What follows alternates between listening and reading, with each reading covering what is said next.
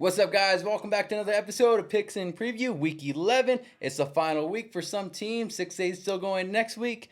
Hey, playoff pictures coming out next week. We got to bring an absolute legend to talk about some stuff.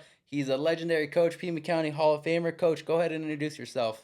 Everybody, I'm Jeff Skurin, and I've been around Tucson for an awful long time, and haven't been working overseas now quite a bit. I'm going to tell you, Tucson, Arizona is my home, and it's my favorite place in the world. So I'm just glad to be here. I'm grateful for every win I've got. I'm grateful for every kid that played for me that made me look good. I'm grateful for my family, which I'm the most important thing in my life, and I also am probably more grateful that I got to live my life's passion as my career.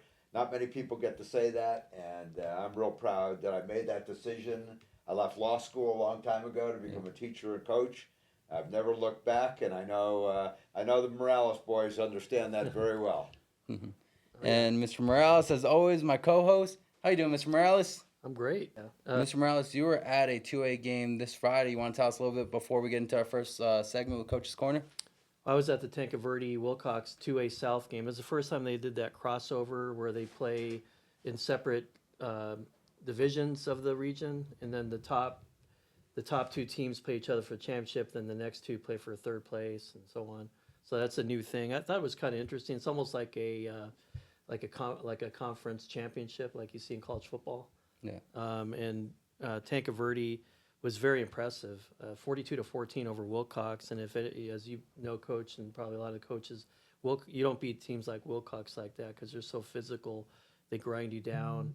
And Tanca Verde flipped the script on them on that, doing that. Yeah. Yeah. And I'm very pleased to see that. One of the kids I'm very proud of that I trained is Rocco Haggard, and his father played for me at Sabino, and now I get to train Rocco as quarterback for the last year, and so I'm real proud of that. And frankly, you know, we have Kirby Bolno in town, who's probably one of the best referees in the state of Arizona, and just great for the game of football. And to see his son now rise up and really get things going at Tanca Verde is kind of exciting and fun for me to see my friend's son doing so well. So that's a good story. Yeah, you know, we've seen a lot of comeback seasons. We're going to talk to a coach from Saguaro who's had an amazing season so far. Mr. Morales, talk a little bit about the team that Saguaro has right now because I think they're ranked number 6, correct? Yeah, they were 6th, and they moved up to 3, and now they're back to 6. And then they have a big game. I mean, one of the bigger games in the state. They play Micah Mountain this Friday for the 4A Keno Championship. So for Alexander to do that, this is his 4th year. He's had some time to build it up, but his system's finally in tow there, and they have some big guys blocking for some big running backs, and that's the way he likes it.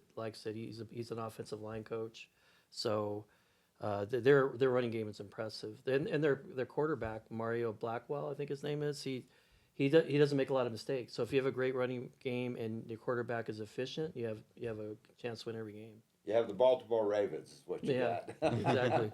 Why do you say that, Coach? I'd like to tell you, Al's just one of the nicer guys to ever don a coach's cap, and so I think when I speak for the whole Tucson Southern Arizona coaching fraternity, we're all except when we lose to him on Friday night, we're all real happy to see Al and his success because he really is a gem. All right, it looks like 7-2. Things are looking up.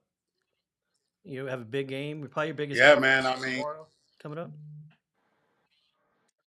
yes, sir. It is a big game for over here on the little school over here on the east side. How do you feel about you guys how prepared you are for it? Micah Mountain, obviously, even though they're only in their 5th year, they already won a state championship. They've got that kind of image about them now as being a very good program. So how are you guys preparing for that? No, man, great program.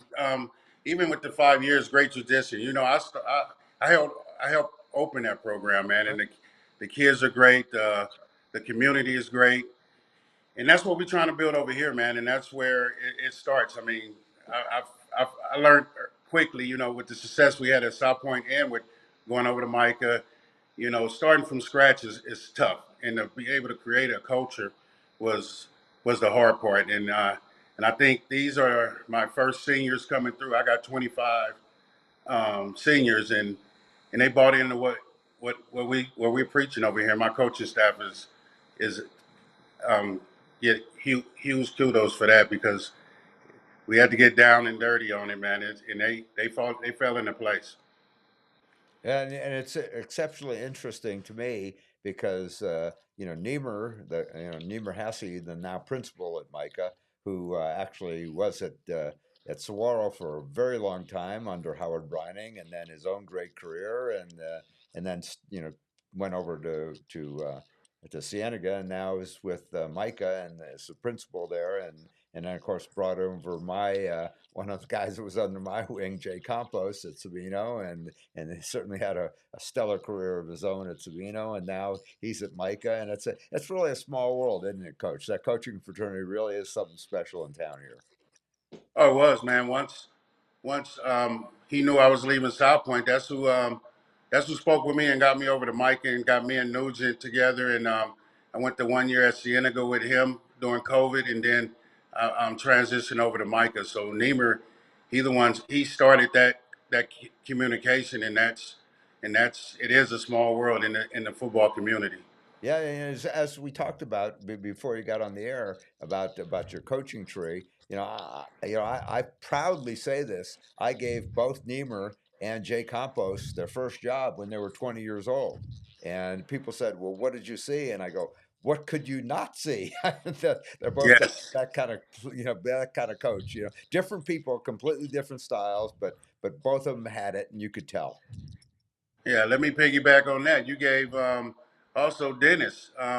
Dennis worked for you over at Pima with you when he first started back coaching football. Correct, and I spoke about Dennis before we got on the air too. He's I've been very blessed. I one time somebody criticized me by saying all Skirend ever does is hire good coaches, and I go, gee, isn't that number one on the hit parade of my job list? That's the key right there, man. You can't do it all by yourself. You need good coaches. Well, and you put together a real staff over there. I remember when I was down at Rio Rico and playing you guys, we were both just struggling for W's, and we talked after the game with you and Dennis, and we both said, it takes a little patience, takes a little time. Unfortunately, some of these districts don't make it real easy on us, and I just don't think they see what a guy like you and what your background is and what you bring to the table other than just winning football games and how that impacts kids educationally. And I personally want to congratulate you for that because that's something that's followed you wherever you've gone. You're just a gem with the kids, and that's simply the most important thing we do as a coach. And it's huge when you're trying to start a new culture, man. And that's where, the kids need to understand what's important and what's not, man. And it's so exciting now, man. Like I said, I got 24 seniors, and people don't really realize, man, I got out of the 24, 18 of them started playing football in high school. That's that's not normal, and usually Pop Warner helps you out, but 18 of them, so they have 4 years with him, and they finally figuring it out, and they understand how to play together. So it's not surprising to me and our staff, but our kids play hard. They keep it close, and we don't have any stars. We just have a bunch of kids that love each other and try to play well together. Well, those are still the best teams in my mind, even with the NIL and the transfer portal. Some coaches could incorporate those guys into their program and keep a good solid basis for their own program as well as bring in the transfers and stuff. And in the schools that you and I have coached in, we don't get a lot of those transfers. That where TUSD is not exactly a mecca for kids to want to transfer to with all the glitz and stuff but you've done it right, and particularly what you're saying now with these 24, 25 kids that have been with you all this time. That's been always the thing I've graded my lower level coaches on is not wins and losses, but how many of your kids do you bring back over the years so we can build the program. Yep, and that's what it's all about. Coach, just about Coach Benet, is there something that you draw from him? Maybe something he's told you before, or something he's told his players that you kind of draw from to help you as you coach your guys? It's engraved in it's engraved in our everyday thing. I mean, pretty most everybody that works here was part of us over at South Point, so everybody understand the bottom line and what the end goal is. And I mean, and and I talked to him this morning. We talking about, he look at film and we talk about plays, man. And it's the communication that we work really well together. And I'm not the head coaching was not something that was for me. I'm the offensive line guy, man, and I haven't been able to coach offensive line since I became the head coach. But so it's tough. So, my happy part is them five guys up. So it's yeah, everything we teach is it's embedded in us, and it just goes with the flow. And just about this game itself, talk about what you guys need to do, what you're stressing that's important to win this game. It'll be the biggest win, obviously, of your head coaching career. I tell you, the environment's going to be great. Mike is well coached, and the great thing about a well coached team is they're disciplined. They know how to play football. So what we just want to hang in the game and attack what we can, but play football the right way, and compete. And by competing, you never know what happens at the end of the game. Just stay in the game and compete up into the final whistle and see what happens, man. Our kids they preparing well. Practice been really well, and they're excited about it. They're not backing down. They want to play. They want to play on this stage, and it's pretty cool to see. That's been one of my signature things about coaching in big games that you just mentioned. To win the game in the fourth quarter, you got to be in the game in the fourth quarter, and Yeah. that's often not really pretty. Sometimes it's just that rote practice thing, denying the other team the opportunities. You've coached in arena ball and indoor football league, and you got to steal possessions there. Sometimes in a big game, that's a great lesson to learn. That sometimes it's about stealing possessions. Sometimes it's about denying possessions. It's not always about the genius play call or this wonderful thing you did for this kid or that kid. Sometimes it's just that ground down gritty way of you just got to grind it out sometimes, and it's just that part of the game. And as a line coach, you should know that about as well as any coach in town. No, that's exactly right. In coaching in the arena, you don't know how important it stops. And be it playing defense, it's all about stops because it's built for offense, and you count how many stops you get. That's how you know if you're winning the ball game or not. It's the stops, and that's a good example of trying to slow it down. And being on the offensive side now, being a head coach, I understand some wins aren't pretty, but when you play good defense and be able to, punt the ball, don't turn the ball over and stay in the ball game that way, you can in the fourth quarter you can decide the narrative at the end. As my old mentor in the SEC used to tell me all the time, is if you're afraid to punt the ball and play defense, you're never going to be a championship coach. Exactly, I agree with it.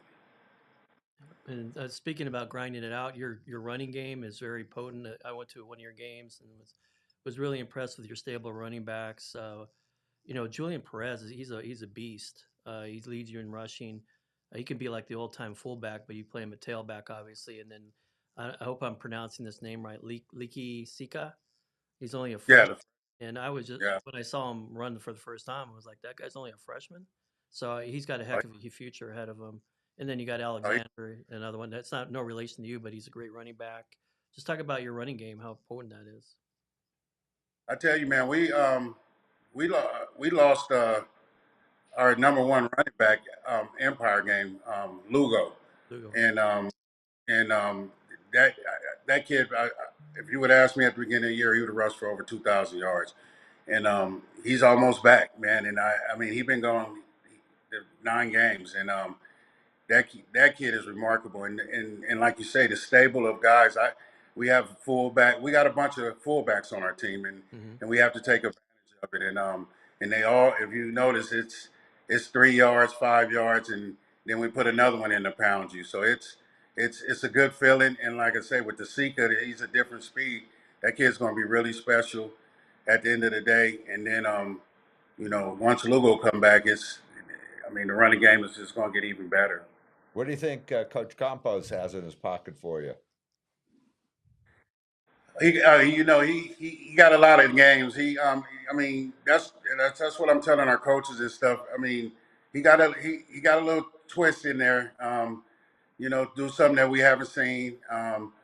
But he's not going to change that much. That's the great thing about playing good teams. They are who they are, Correct. and if you can for what they can do, then they adjust a little bit. But they're going to do what they do, and they do it really well. So I don't expect too much different stuff, but I know they'll be prepared for us and be ready to go.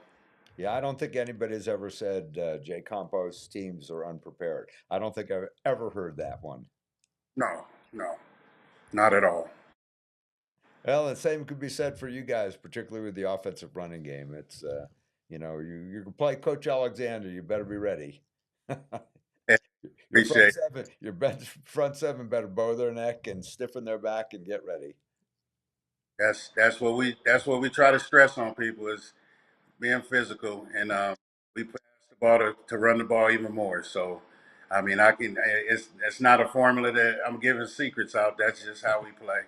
I'm going to be there, and I'm going to count on you because that's won me many of a game too. That's for sure. I appreciate it. Yeah. It's Halloween. So you ain't gonna be able to trick or treat. Strictly business, right? And you guys do have a physical front seven, and you have an athletic defensive secondary. So your defense is performing the way you want, right? Right now.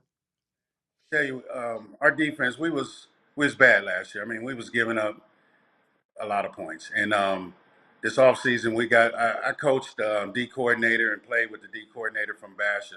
So we dedicated our time to go down. And we went to Phoenix. They came here, and that's great. That's what Coach was talking about earlier, the fraternity of coaches, where we got with Basha and we fixed somewhat of our defense and it works. And I mean, they got different athletes, but the system that they run is really nice, and our coaches bought into it, and our defense is our heartbeat. Yeah, that's it. And people think that you go in and you just copy some people, and you and I both know that the number one thing you could write something up on the board, you could throw up there, you design X's and O's, and at the end of the day, you got to say there's only one thing wrong with that. We can't do it. We don't have the people. We don't have the coaches. We don't have. It's just not us. And so finding somebody like that, I give you a lot of credit for that because it takes a lot of searching to find out something that you can improve yourself on that fits the people that you got and the coaching style you have. And so congratulations on that. And of course, everybody, we all kind of know that Bash is doing pretty well these days. Yeah, and I mean they got guys, and some of the stuff they do, we got athletes to do, but we pick and choose what we liked out of it and what was sound that we can do, and it's been working for us lately. So that's good. And it does take a while to transition into something new. But you have to see it and you got to see the need. And congratulations to you because the first thing you got to do is you got to be that hard self-analysis guy to say we ain't getting it done, and we means we as a coaching staff, and that's where it all starts. And then that's something that I used to listen to Dick Tomey preach about over and over and over again. It's a great lesson for all of us in coaching any sport is in the end it's us, and we either taught it or we allowed it to happen, and either one of those two things is on the backs of the coaches and our players. So all we could ask them to do is to be the best version of themselves. And I think I don't know anybody, Al, that doesn't say that about you. So that's very, very good. Very good. Coach, I just I want to appreciate also say thank you for coming on. We will also be there on Friday against Micah Mountain. It's going to be our extra game of the week, and I appreciate you for everything you've done for being on the show and just being a part about growing this community. Man, I appreciate what you guys do. I mean, the kids need to shine somehow, some way, and I mean, football is one of them things where they have to know what each community is doing, and you guys help with that, and I really appreciate it, and keep doing what you guys do. Awesome, Coach. Well, thank you. And like I said, we will see you Friday. Thank you, and I got you your passes, and maybe looking out for you. All right. I'll be there too, coach. So it's gonna be a full house. That's awesome. I'm looking forward to seeing you guys. We got Right. 3 of a kind, Al. We got 3 of a kind. We'll all be there. Hey, hey, that's good luck for me. Three of a kind is always good. Let's go. Go Uh, Cougars. All right, good awesome, luck. coach. Have a great day. Thank you guys. Cool. Thank you guys. You guys did amazing with the interview, and we're going to move on to our next segment. One other powerhouse that we'll be playing is Desert View versus Flowing Wells. I want to ask you this, Mr. Morales, because we've been talking about the potential between Marana versus Desert View. Is Desert View the powerhouse of Southern Arizona right now? Well, they're ranked number 2, and they just blew out Cienega 70 to 35, which Yeah. is unbelievable. Because Cienega's defense is not bad. No. It's not a bad. It was defense. close for a little bit, Yeah. though. Like, I want to throw that in there. It looked like it was going to be a pretty good game to probably like midway through the third quarter. Right, and then look what if you want to if you're wanting to compare scores, look what Desert Edge did again. Desert Edge is number 1. Desert View is number 2 in the 5A. Desert Edge beat them 25-0, and they were only up 7-0 at halftime. So if you're going to compare scores, I think Desert View had a much more favorable outcome against Cienega than Desert Edge, and they both played at Cienega. So I don't think Desert View takes a backseat to anybody right now. The way they're playing, I think their average margin of victory is above 30 points. It's like 36.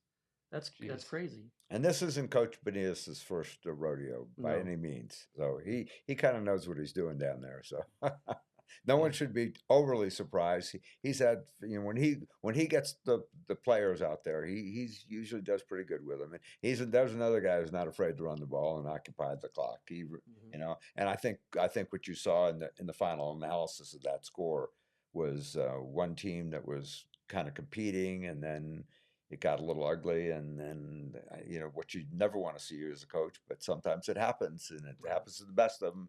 Their team just drops out of the game, and it gets ugly. And I'm not one of those guys that's ever on a losing end of a big score that's complaining, because the other coach, they got backup players on that field, Right. and they want to play too. They don't want to go out there and take a knee. Right. And so one of the things that's hard to do as a coach is to keep your team in there when it's obvious that it's not going to turn out the way you want.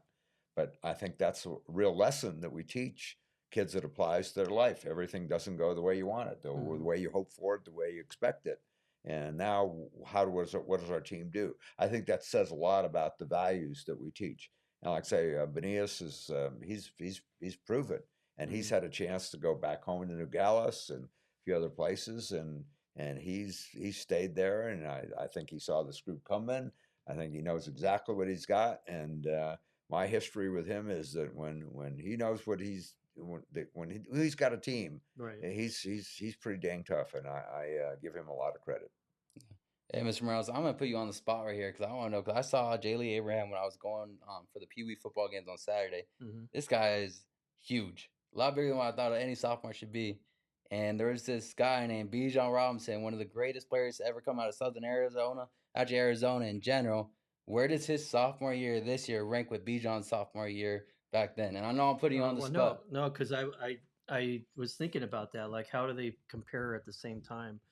And they're about the same amount of yards in their first amount of carries. So right now in his career, Jay Lee's got 138 carries for 1,355 yards. He only played in the second half of the last game last year as a freshman, so he didn't play at varsity until the last game, the second half really.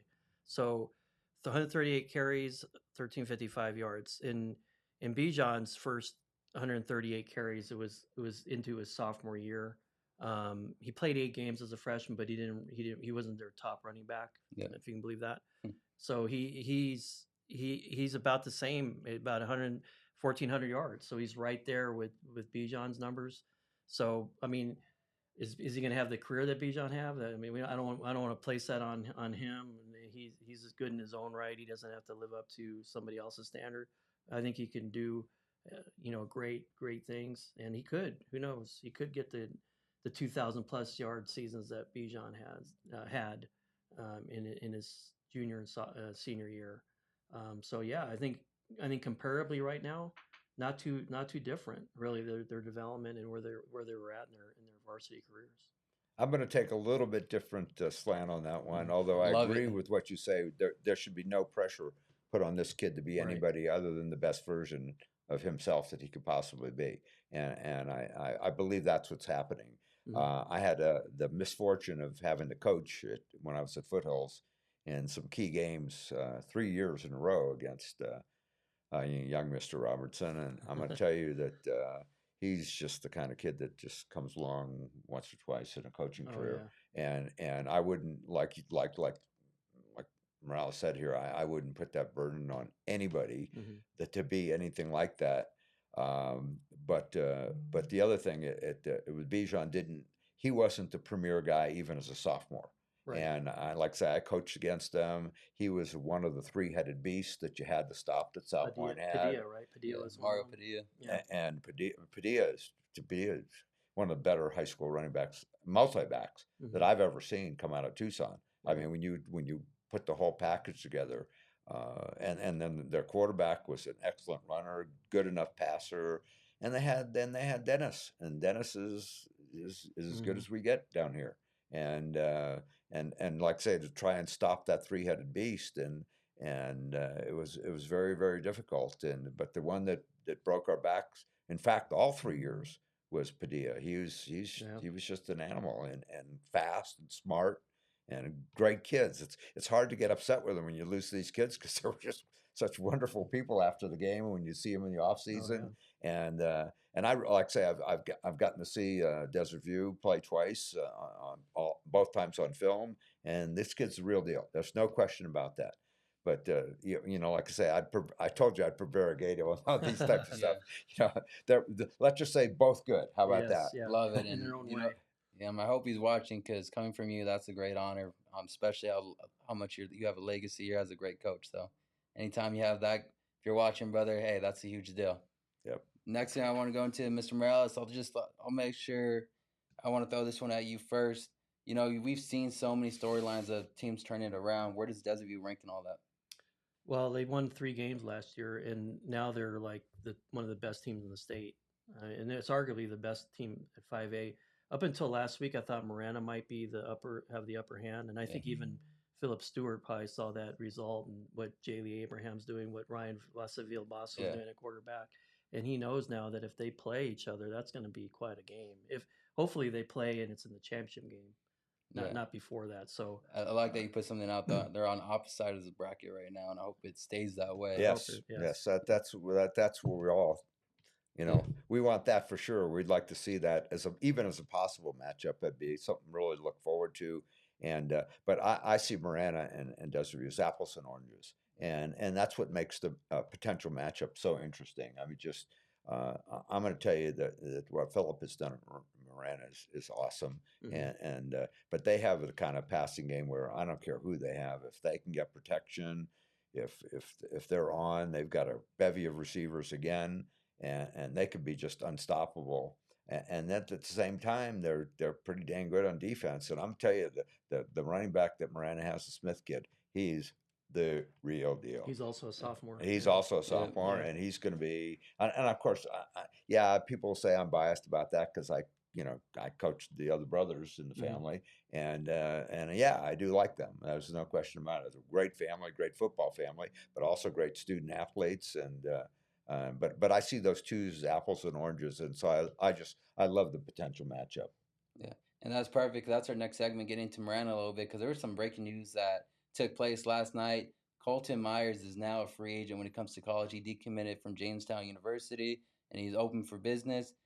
Coach, I got to ask you, you're a quarterback coach. You're a legend for that. What makes Colton Myers so great? His quick release it's something that you could work on with kids, and it's like a mental quickness, and it's something that I don't think. And I've got 20 quarterbacks. I got them coming down from Phoenix and stuff too, and it's just it's a thing you can kind of improve on, but it's like a kid that's fast or slow. And a kid that's fast, you can make a little faster. A kid that's mediocre, you can make them semi-fast, but you're never going to make them lightning. A slow kid, you can make okay speed, but he's never going to be a fast kid. Mhm. But what this kid brings to the table, he's got the quick release. He lets it go. He seems to play with really good confidence. All right. And the receivers love him. The coach has confidence in him. They got a really really good thing going. And if he could stay healthy, they've got a chance. And I don't mean that I'm rooting for that team, but I'm going to tell you frankly, as someone that hasn't been the AIA's favorite son ever, they were screwed out of their state title last Oh, year. yeah. They were Yeah. just flat Hard out take. screwed out of their state title. And I was there at the game that they got beat, and they should have got beat. They got beat by a better team. Hamilton, They have right. no business playing that Yeah. team. That's just 1,000 students difference in enrollment is significant. And with open enrollment now and the talent and 5.5 million people up in Phoenix and what they get at some of those schools there, it's just not fair. And if that's why do we have a state athletic organization except to keep the game fair? And if you're not going to do that, what are you doing in those shares? What are you doing collecting that paycheck? I'm just adamant about that, and I'm telling you, Marana got tattooed, and it was unfair. And so I am kind of backdoor, kind of rooting for them. Although I like a lot of these coaches, a lot of these teams, but I hope their time comes and this quarterback has the potential to lead them to it. That's Well, awesome. the mental makeup of Colton Meyer, when the times I've seen him play, it doesn't seem like anything affects him. That no, he doesn't get too high, doesn't get too low. Was Rhett Rodriguez kind of the similar, or was he more of a fiery guy? No. Rhett was. I mean, when the funniest thing, we upset Cienega when Niebuhr was there, and excuse me, when Pat was Nugent, the coach, and we upset them in a game. And when he took a knee for the last play because it went right down to the nub, and we had got the first down we had to get to keep them from to having a chance to win. And he took the knee and he goes over and he hands the ball to the referee and then hugs him. That's a Rodriguez celebration Yeah. right there. He's a pretty calm, cool customer, and it was so funny because his mother used to say, "Coach, I'm gonna tell you right now, he never played football before he got to you, and that ain't something his dad taught him." As we all remember, Rich was a little bit higher. Well, that's how Colton Meyer is.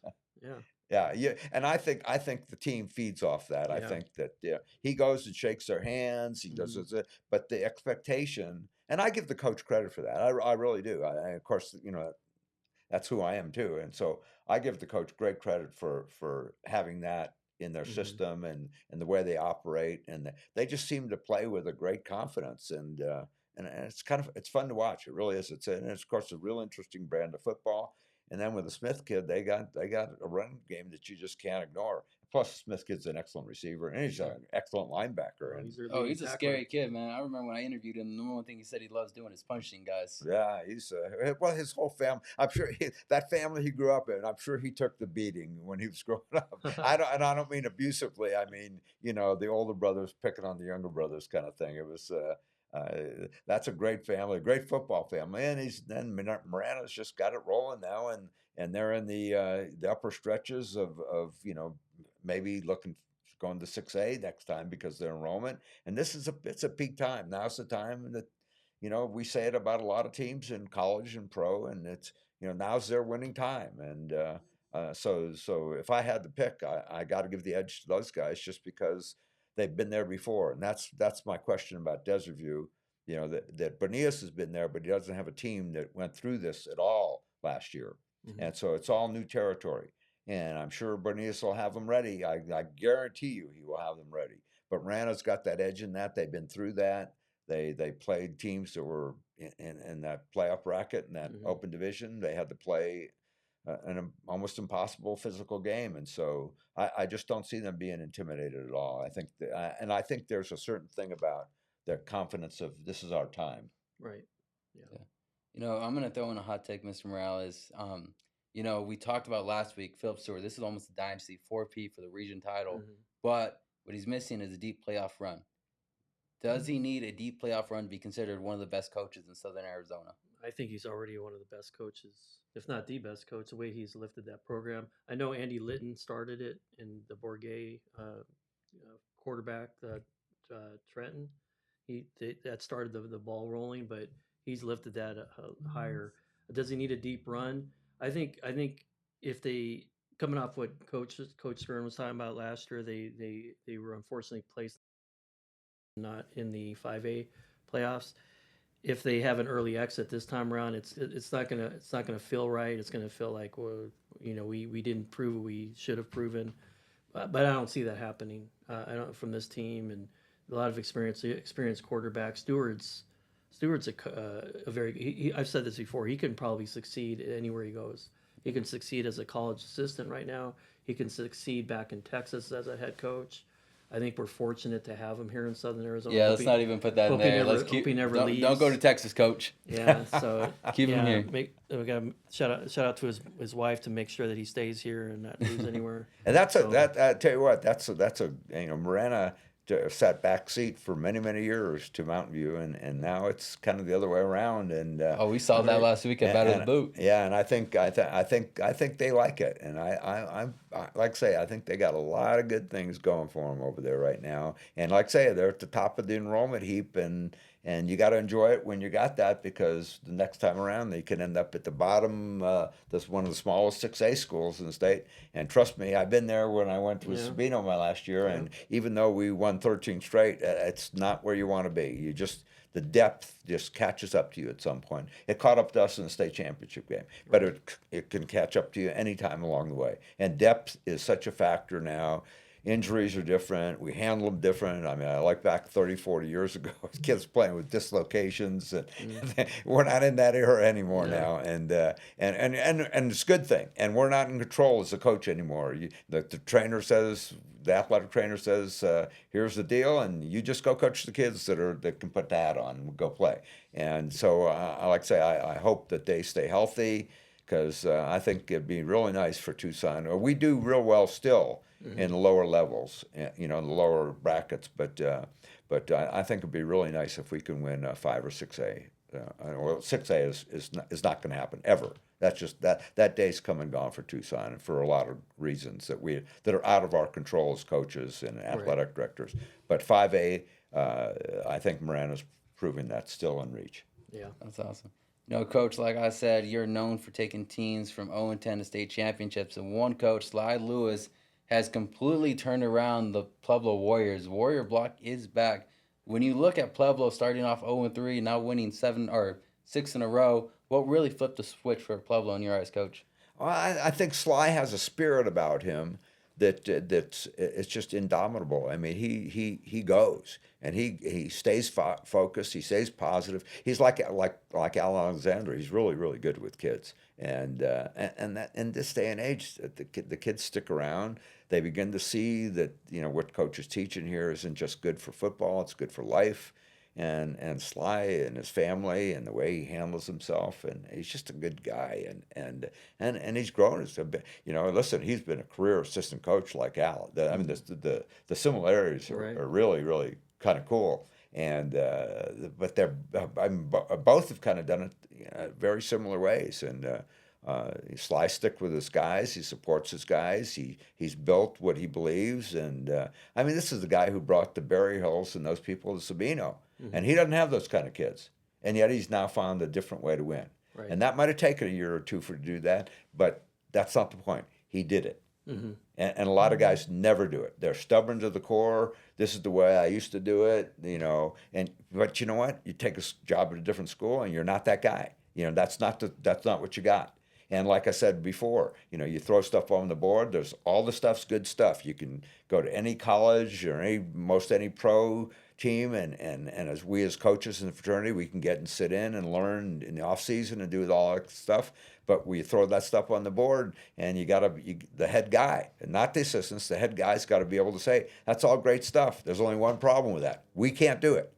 And we got to find our own path that works at this school for us with the kids that we have. Mm-hmm. And I think that, I've tried to teach that to everybody I've come in contact with. And I was just on the phone with Sly this morning, and I didn't even know we were going to talk about him. But he's just one of those guys. It's just hard not to like, and it's hard not to root for. He's just a good dude. Yeah, Mr. Morales. So they're 27th in the rankings right now. Mm-hmm. Is there a clear path for them to still make a playoff run, or is it kind of a thing where it might not look like it coming out of this week? I think it's going to take a lot for them to get in because they have to hope that the teams in front of them, directly in front of them, all lose. Yeah, who do they have in front of them? Um, So they need basically the teams they lost to do really well, and hopefully the people in front of them lose this week. Correct? And just so the viewers understand that this is a 24 team bracket this year. Right. It's not the typical 16. So at 27, they just got to get to 24. Right, so they're only 3 spots away, but things have to fall in place. Exactly. They are playing Empire. Yeah, and that's a no game. That's Exactly. It's It's no points. It's for the region title because they're both Yeah. the Empire's 3-1 and Right. Pueblo's 4-0, but Empire's in the 30s in their power rating, so it's not going to help Pueblo playing Empire.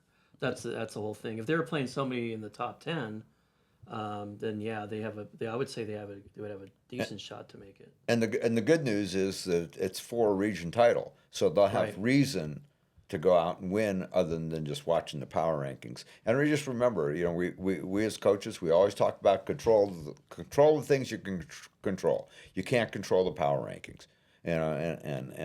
Again, I can go to war with the state over using max preps who've never seen any of these teams play or know really nothing about them unless you have their starred players, and then all of a sudden they know everything.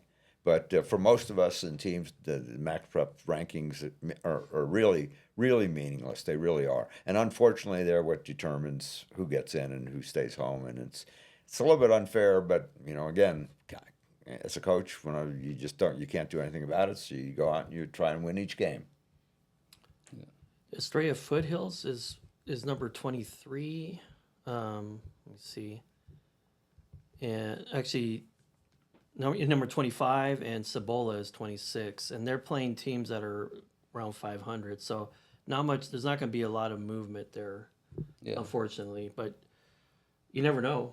We could wake up if Pueblo beats Empire. We could wake up Saturday morning and somehow they got in. I mean, there's been surprising things happen, positive and negative, that I've seen when the brackets come out. Yeah, they got to be watching. I mean, and if for the fans that care for that, you got to be watching number 20, 21 Right. to 26. All those, those are the games you got to look at and see that, and the unfortunate part of 27, it's not just one game that has to go your way. It's got to be 2 or 3 that got to go your Right. way. So Yeah. it's going to be a little bit tough.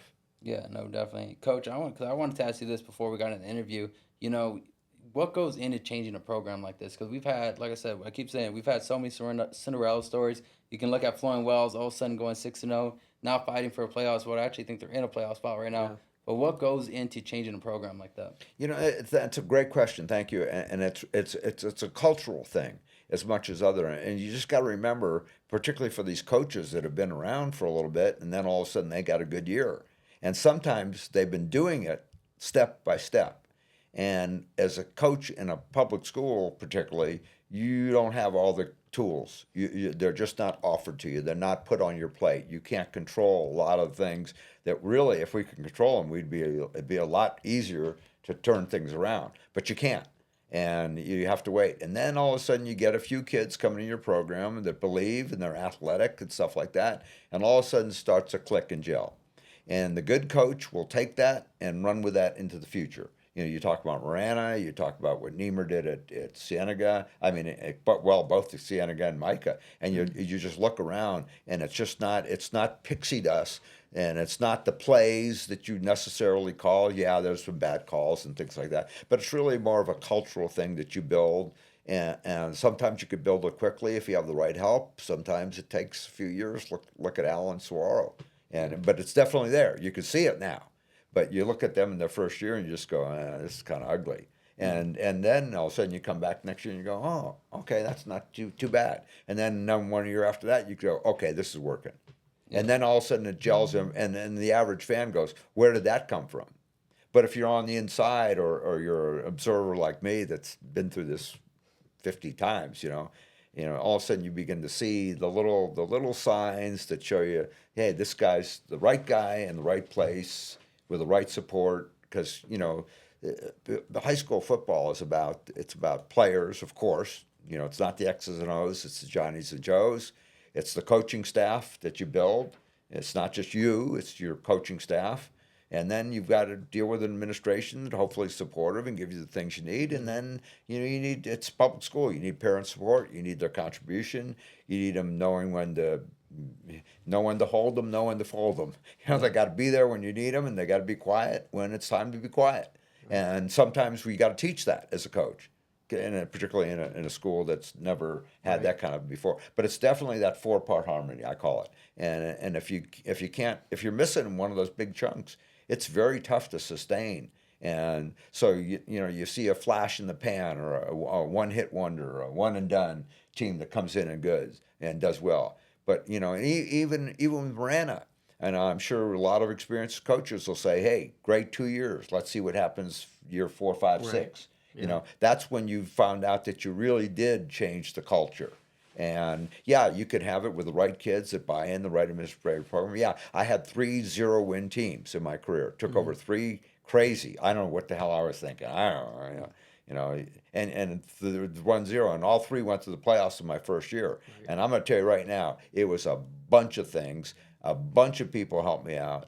A bunch of great coaches. A bunch of big players, parents, administrators. You just and if you're afraid to ask for help, people think coaches that win you get arrogant. No. It's not that at all. The minute you forget to ask for help, you're done. You are done. Right. Because this building these programs, even at high school level, it just takes a lot of cooperation. The old saying, you're a teacher. Said it takes a village to raise a child. Right. That's probably the truest statement in education that I think I've ever heard. Right. And there's also the old Madeline Hunter stuff, her series of books, Theory and the Practice. You can know all the stuff there is to know about it, but you got to be able to implement it with those kids and touch their hearts, touch their minds, touch their spirit. Because you're not out on the field, coach. You're not. Mom and dad, you're not out on the field. It's those kids with their buddies out on the field against other teams that want to win just as bad. I'm always humored when I hear people praying for victory. I don't mind kids praying at all, by the way. That's fine with me. I think it's great. But praying for victory, it's just like, oh, God's going to jump on your team and not the other team. That's kind of an interesting philosophical point. But you see what I mean. Yeah. You've got to take it, and it's got to be everything lined up in a row. And kids can't go out on the field afraid to lose, or thinking there's a chance they could lose. You just got to be able to go out there and turn the horses loose. And to do that, you got to build a culture. Yeah. Everything you just said is Sly Lewis. The way I see it, Yeah. in building a culture, he's a Pueblo alum. He's never going to leave. So he's gonna stick it out. He's gonna make sure that it's past that 4 or 5 year time frame that you talked about. So I think he's on the right path. Obviously, hopefully he can schedule a little tougher and get some more PowerPoints. Yeah, the AAA doesn't get me on a soapbox again about them and and putting our schedule out there, not letting us pick our own schedule, so we Right, could at that's least another thing. have Yeah. that. I mean, okay, do the league schedule, I get that, but the open schedule, the rest of the schedule, let us pick our poison. If we don't get there, because we won the games, but we don't have enough PowerPoints. Did Right. we do that, or did someone hand you that schedule?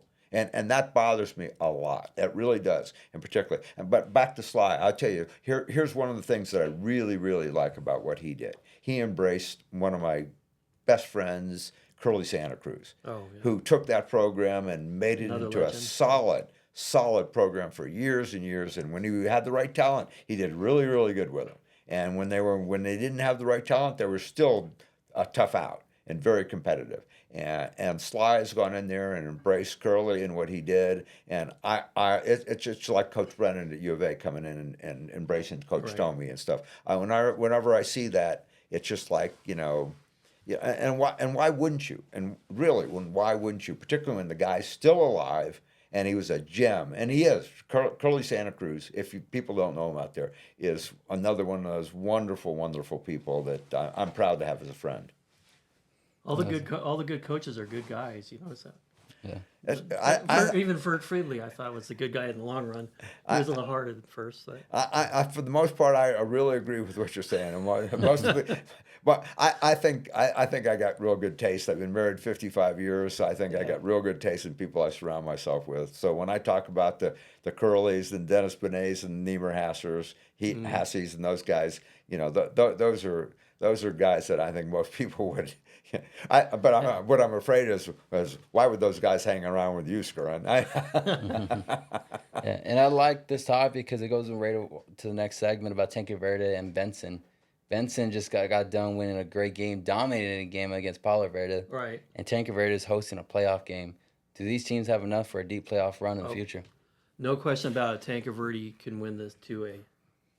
Even as I a would ninth not- seed. I That's would why not they're a be dark su- horse a I little would not bit. be surprised at all after seeing them play and the way they've been getting better each week. They got Cooper Payne as a transfer from Desert Christian. If you ever get a chance to see him run, he reminds me of those tough. He's not a big guy, but he's got some very a lot of strength, and he's smart. He picks his holes and he busts through them, and he's hard to tackle. And he's already got 15 touchdowns in 5 games. Or Oh, geez. 14 touchdowns in 5 games. He leads the teams in touchdowns, and he's been there half the season. So he's a big addition. Rocco Haggard he's everything. You would have been impressed watching him throw the ball on Friday. He's just ultra confident. I saw it Yeah. on the internet. Yeah, his passes are right there. They're accurate. He makes the right reads. I mean, he's playing at another level. I can't tell you of all the kids I've coached. Of course, Rocco is a little bit like Rhett. You know, they're different, but they have a lot of similar traits. Rocco's he's not patient with himself, but he's very patient with others. Very quiet, straight A student. I don't care what ball he picks up. He's an all-state basketball, all-state baseball, a straight A student. Within a month after I had him in the system, he was just like, texting me, calling, asking questions, studying the film. It was great. And then he'd bring out 5, 6, 7 of his receivers, so we got to, build some camaraderie in the passing game in the off season that on a small school like Tanque Verde they don't get to do because all these kids are playing multiple sports and of course something I really like to see anyway. But I think if Rocco stays with the addition of the running back and Rocco stays healthy and playing, of course he starts on defense too. Like a lot of kids do on that level, and even as a quarterback, he's a good safety. And if their defense can hang in there against the run, that'll be the thing. And that's Jeff Bolnoff's thing is defense. And so, but he's not on that side of the ball now. And but I don't know. I kind of like their chances too. But I think that there's some big ifs there because remember, you start to get deep in these playoffs, and it's a little bit different. It just feels different. The atmosphere around school is different. The kids are going to school. They're treated different. People start asking them questions. And then all of a sudden these are smart kids they got over there, and that's a good school district too. Right. And all of a sudden these kids realize, well, something's different's going on. Now how they handle that, and again, the coaching staff isn't been together for a long time. They haven't been through a playoff run, Right. and are those things factors? You bet they are. They really, really are factors. Yeah. And Al has been, at least Saguaro hasn't been that way, but Al's been that way, and his guys have been that way through South Point. Right. Benias has been that way. He's done it, but his kids haven't Sunnyside. done He was it. at Sunnyside as an assistant. Yeah, Under sound check. and he had a couple deep playoff runs at Desert View too. Right, yeah. And he done real well with the talent he had each time, and it's undeniable. But his kids haven't had that, and you never know. Listen, you could preach to your blue in the face about this, that, and the other, and the kids go on and they still lay an egg. I mean, how did ASU lose that game? Right. Last week, and Yeah. you shake your head and you go, well, I didn't expect my kids to do that, but I'm sure Coach Gillingham will learn that lesson that you can't always see it coming, but you got to. It's one of the things you just got to be down there. You got to understand that kids read their press clippings. People, that they get distracted. Hey, I had one of the best teams I ever had. We won a great comeback win in the quarterfinals against a good Phoenix, Washington team way back when they were something. And I had a bunch of parents got together and with that behind my back, and they got a bunch of kids together and they started ordering state championship hats and T-shirts and stuff like that. And we got beat by a team that wasn't as good as the team we beat, Right. and we got beat in the semifinals by a lesser team. And that lesson stuck with the juniors. They saw that happen. And then we come back and with a team that frankly was not as good, and we come back and we win the state championship the next year. And it's, those abject lessons are the non-controllables for a coach in the playoffs. You could preach, you could say, you could tell them what it's like, you could bring speakers in and all that, but there's nothing like living through that pressure and learning how to handle it. And it is pressure. It is. Right. Tankerverde did get screwed on their rating. They should not have. That's been, what I was going to ask you. They Did should not AIA be mess number up 9. that? They should be. Preach. They should get a bye this week, and they should have a home game next week. The way they finished the season and won their region convincingly over a team that was rated higher than them in the top 5. Yeah. Wilcox. They should not be the number 9 team. They should have a bye. Hey, you know what I said last week? We need to find a way to get you on that AIA board, just all the stuff you were preaching about last week. I'd love it. He should be on there too. Get both of you guys. Believe me, the AIA knows my name. Coach, a lot of people in a different country know your name. You got a lot of stuff going on. Tell us a little bit about this game that's happening next year.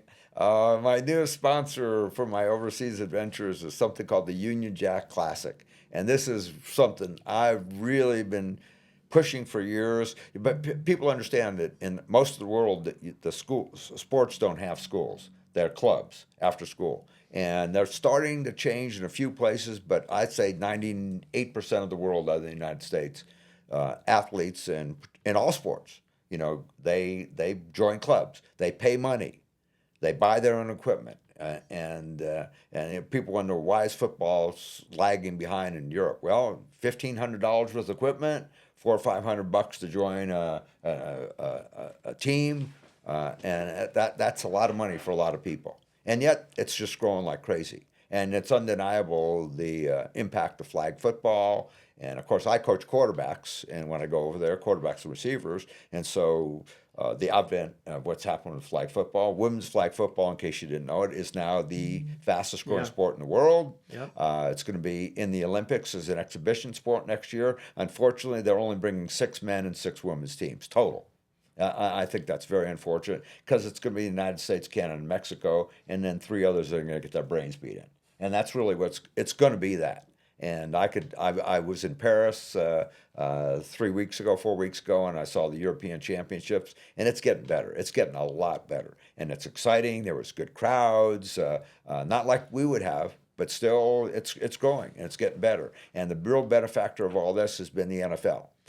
But based on that, there's been this big gap between clubs and the NFL. And that's a huge gap. And people forget in the United States we have JUCO, we have NAIA, we have NCAA Division 1, 2, 1, 1A, 1B, whatever you're going to call it this week, because they changed the name. Seems like I changed my underwear. And and Division 2 and Division 3 and Division 3 and all. We got the Pioneer League, which is Division 1. Right. And so you have all these different places the kids can go to play football in different levels before they even think about going to the NFL. And then there's also the Canada, the UFL. You got indoor. You've got all these options between high school and the NFL. In Europe, they don't have that. Mm-hmm. And I've been pushing on this for a long time. Finally got hooked up with these guys. Gemini Sports is out of Scottsdale, and I've been working a little bit with those guys. They do the what we call the Arizona Heisman Ed Doherty Award. Yeah. And this is the same guys that do that. They do a lot of stuff, by the way. And at least part of this is connected to that. And they're just good guys, and they get it. And they put together a consortium that now we're going to be playing 3 years in a row in Wembley Stadium. And it's very interesting for somebody like me to sit back and watch how it all built. When they first kind of brought this up to college teams, there was 5 teams in the whole country that had any interest at all in giving up. So somebody's got to give up a home game. Because we're not talking about a preseason game like you see in Dublin. We're talking about a regular season game. But then the Big 12 commissioner jumped in with both feet. And next thing you know, he said, we're doing it. And within 3 or 4 days after that, we had 50 teams that wanted to go. And of course, now we got to sell the game out. Wembley Stadium is a great venue. It gives credibility to anybody that goes there. It's expensive. And these guys have come up with a dough to put together, like say, a 3-year deal, and we're going to be seeing college football now played in Europe, and hopefully there's going to be spin-off games eventually. But this one has to go. Right. That's the main thing. The first one's got to go, and my job is boots on the ground to connect with other football entities in Europe by putting on these quarterback receiver camps. I did it last year for Oakley. They were a wonderful sponsor to work with too, and Nike before that. And I enjoyed all that time. But this one's more connected to something that I believe in, and that's kind of filling in that gap, between the missing link, I call it, between high school and the NFL. And so the kids there can and the more kids that come to the States get involved with that, whether it's high school, small college, and now you've got like 60, 70 guys playing Division One from Europe or from all over the world actually, and I think that's just cool. I think it's very, very cool. And college football, as we've all seen, has grown up, and it's changed. Yeah, it's changed a lot, particularly with the NIL, the transfer portal. We all thought it was a big doom and gloom, but I don't know about you fans out there, but I think the games this year are really entertaining. And I love seeing Indiana, and I love seeing Vanderbilt, and I love seeing those teams. I played in the SEC, and Vanderbilt was the doormat for years. And their coach and their staff in Indiana and Vanderbilt and a few other places, they have figured it out. They flat out have figured it out that you can build with your own, and you got to sprinkle in them with 8 or 10 of these super talented people, so you don't have to go out like a Texas or like an A&M and have 40 NIL players. You see what I mean? But there's only so many footballs to go around, and so you've got to be very judicious how you spend that money and who you spend it on and what kind of guys you bring in. You still have to have a development program of your own, and you got to pick real carefully from Division 3 and 2 out of the transfer portal and elevate those guys that have shown that they belong on a higher level. And it's just become a different game. But it's like I say, college football has not suffered at all. It really hasn't. Now, coaching and how you deal with players and all that's a completely different ball game. And if you cannot manage the NIL and the transfer portal, and a lot of teams are bringing in a specialist, a CEO, just for that. If you can't manage, well, you know what? It's not that much different in high school ball. And it's certainly, and Europe has adapted the NFL model because they can pay players and they can bring in Americans. And I got started on this whole project because, frankly, I had all these 17, 18-year-olds in camp with no place to go because the teams over there to compete, they're going to hire an American and bring them over. And everybody knows from here it's a lot of fun to go out and watch your neighbors and your friends and your kids and stuff like that. And to bring in an import, a mercenary, and you win, but you don't get fan support that way. Now, some kids will stay and they'll love the community and they'll stay there a long time. That happens a lot, by the way, because life is really pretty good over there. And insurance and a lot of other things, people talk about it and they've never been there. They don't know what they're talking about. And but it's a good life. It's good food. It's cheaper there than here, particularly in the cities. And it's good. And I enjoy being over there. Cause I love history. That's what I taught for almost my 35-year teaching career. And I just love Western civilizations and history of that, and fun visiting castles and all that. And what you get to do when you're over there, because they don't practice 5 days a week, by the way. And so it's building up that culture. There's some academies that are starting to fill it in. But I think if they see this college game, I think if they really, really get a chance to see it and they go, I could do that. That's something I do. And eventually, if we start bringing over some D3 games, and I think a lot more people are going to start to say, you know what, that's something that I think if I work my butt off that I could reach. And there's nothing like having that, because right now a lot of these kids are getting out there and saying, yeah, when I'm 18 years old, I'm done. Or when I'm going to play for my local club team till I'm 24, 35, or whatever age before their kids and their job make it so it's in their injuries, make it impossible. But they all look at the NFL and say, eh. But now they're going to look at college football and they're going to say, oh, I could. There's a little bit closer connection, Yeah, saying it's possible now. Yes, I've believed that for years, and finally I got some people to listen to me. Yeah, that's awesome. We're getting close on time, Mr. Morales. You know what we do every week, something you've been great at. Final thoughts and pick for player of the week.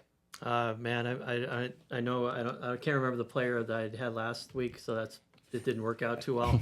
But for the pick of the week, what's the biggest game? Micah Mountain Saguaro. I'm gonna go Broden Schmidt. Ronan Smith. Micah Mountain. He's a talented linebacker. He's a D1 talent. I also like Riley Carson, and I like Saguaro's players too. It's just gonna be a great game. Yeah.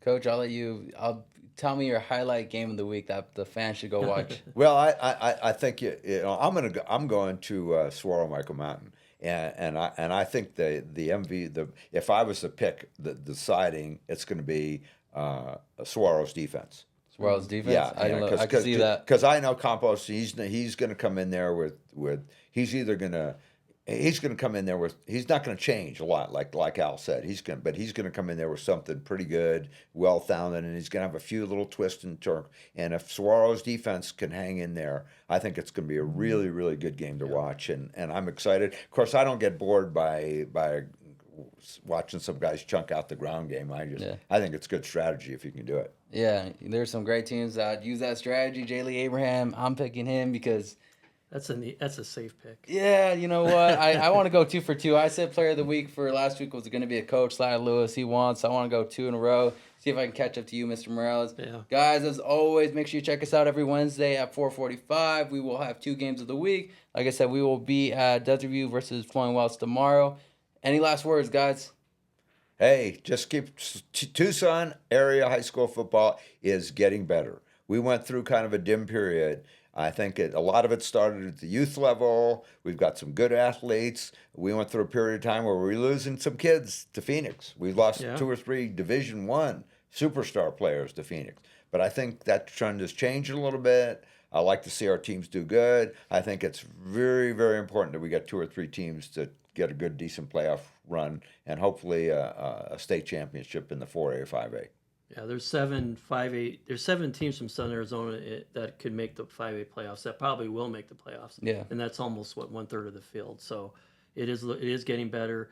And I think Desert View or Marana can win the state championship. I think Tanque Verde can win it in 2A. We haven't talked about Push Ridge. They can win it again in 3A. Yes, they can. Yes, they can. So and then South Point. We haven't talked much. They're in the open division right now. But if they lose that first game, they go to the 6A playoffs, and who knows what happens then? Because it's a little bit more open. It's not as yeah. The 6A regular. It's don't get me started on the on that, but a lot of 5A teams would beat the 6A state champion. Right. It's not in the open division, and I don't see how you do that. But at the same time, if Saguaro ends up in the regular 6A, I'm going to be rooting for Pat Ryden, one of my former players. Love him to death. Everybody says, "How do you pick with all these former players and former coaches?" And I just go, I just go with the guy I like. I can't tell you. right. that's awesome. Well, next week we'll have more info on playoffs. Like I said, we will be covering it. Shows will continue throughout the playoffs. We have wrestling coming up, winter sports, basketball, all the good stuff. Make sure you follow us on Just Sports Network, Instagram, Facebook, and TikTok as well, and All Sports Tucson on Twitter, Facebook, and Instagram as well, guys. Thank you for all the love and support. Catch you next week.